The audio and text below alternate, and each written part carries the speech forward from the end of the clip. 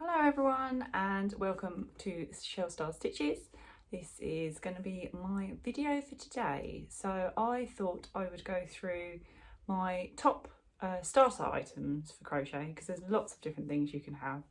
But if you're looking to start out, the tools that you're going to need for crochet and what I'm currently using. So firstly, as crochet is completed with hooks, I would say you want to get yourself some hooks to work with. This is my set. These are called Knit Pro Waves. I have worked my way through some different hooks since I've been crocheting. I started with slightly different, just the all metal ones. It doesn't matter what you start with. You don't necessarily have to buy an expensive range because there are expensive ranges of hooks out there, even down to handmade wooden ones. So get whatever's within your budget, and especially if you're just starting out because you don't know if you're going to get on with it or whether you will enjoy it. I'm sure you will, but obviously everyone's different. I started out with buying some kits that had free hooks in them, so then I could try out the crochet, see how I would get on with it, and then find what was comfortable for me. So at the moment, these Knit Pro Waves are my favourite at the moment. There's basically a full set here, so we go from I think a 2mm up to a 6mm, and they go up in half sizes. When you buy wool or yarn, it tells you normally what size hook to use when you're crocheting and for knitting as well, and a lot of the patterns will tell you what size hook you need to be using. At the moment, my 4mm is quite overused, but I can buy replacements for these. Not that they break, but they just get well used and probably a bit grubby after a while. But these are the hooks that I am into at the moment. I just bought a set. I think this was about £22–23 on Amazon for the full range, and you get 9 hooks in there, 10 hooks. But as I say, if you're starting out, maybe get a kit that's got everything you need in it.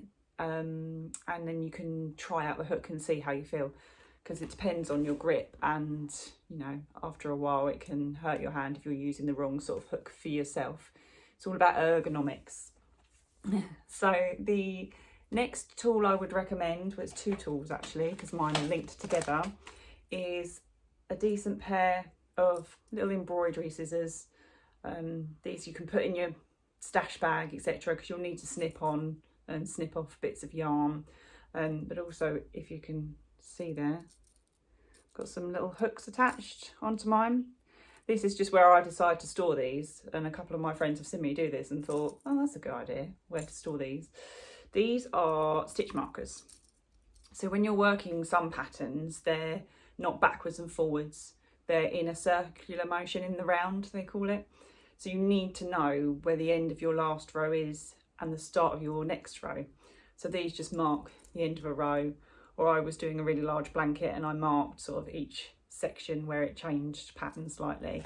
But you can buy them in massive bags quite cheaply, £2–3. Some people like to use decorative stitch markers, keyring style stitch markers. It's what you prefer really. I just find these easy to pop on and off. And if I were to lose one, I wouldn't be too bothered because they're just little plasticky ones. But as I say, little stitch markers for you, and a nice little, mine are rainbow iridescent, because why not? Pair of embroidery scissors.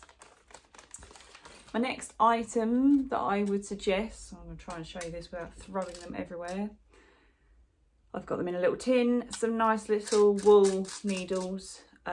These are good for sewing in ends, changing colours sometimes to thread things through, and just when you're making, I do a lot of what's known as amigurumi, which is making toys.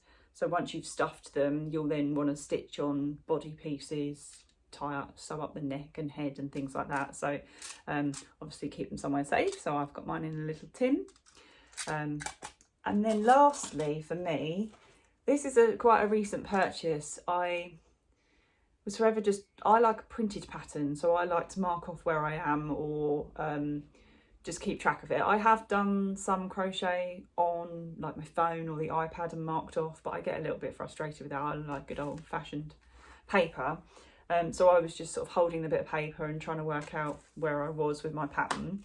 So this, I think this is Knit Pro as well. Yes, it is. It's like a little folder. When you open it inside, it's got a little pocket here. You to put any necessary bits and bobs. I think it's got a pen holder here along the top, if you can see that. And this side is magnetic. So this is holding my pattern here, as you can see, a Toft pattern. Got some magnets, got some little ones here holding it in place. But also I use the magnets to see where I am in the pattern, to keep track. So you don't lose, because obviously you can see this pattern is quite long. So you might lose track of where you are, how many rounds you've done, how many rows, etc. So I've got this magnetic, I just sit with this on my lap.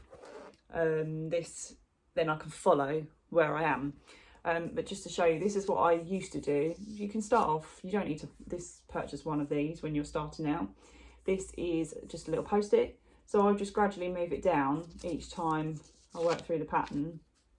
Stick it back down. They lose their sticky after a while, but so you can see where you are in the pattern. But this is my newest purchase, probably, that actually is a basic tool, but actually quite helpful for me. Just because I like to print them out, pop them in the folder. It keeps them nice and tidy.